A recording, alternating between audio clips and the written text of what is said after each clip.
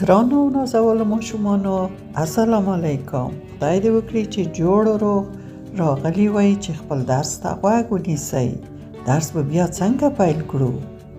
بسم الله الرحمن الرحیم. آفرین. خوږو ماشومانو تاسو د نن ورځې درس د قرآن درس دی. قرآن د موږ تاسو مقدس یا پاک کتاب.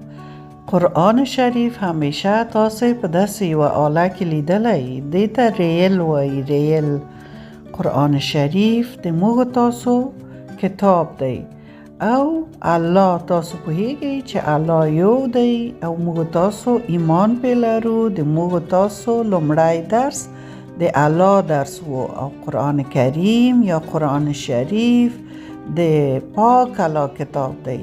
د چا په لاس یې لیږلی، د چا په واسطه یې موږ تاسو ته لیږلی؟ محمد رسول الله د موږ تاسو ګران پیغمبر په لاس.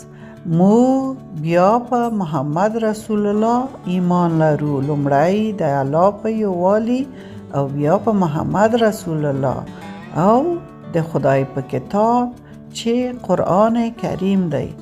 قرآن شریف کې په هره برخه کې موږ تاسو ته ښه درسونه لیکل شوي او موږ ته یې رهنمایي کړې او په هره برخه کې انسانانو ته، مسلمانانو ته لارښوونه کړې ده چې ښه ژوند وکړي. دا قرآن دی، پاک قرآن. تاسو وګورئ دا چا لوستی او خپل تسبیح هم پرې ایښي دي. دلته وګورئ موږ تاسو باید ټول قرآن شریف زده کړو او معنای هم ځان پوه کړو. دلته وګورئ، دلته دغه مور ناسته د خپل زوی ته قرآن شریف ورښیي. قرآن شریف ولولئ او په معنای هم ځان پوه کړئ. موږ تاسو دې پوه شو چې موږ مسلمانان لومړی د خدای په یووالي ایمان لرو، پیغمبر یې ایمان لرو، محمد رسول الله صلی الله علیه وسلم، او بیا د خدای په کتاب قرآن شریف ایمان لرو.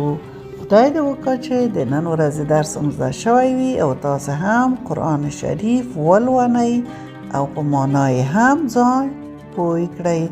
نور نو مو وخت پوره دی. د خدای په امان.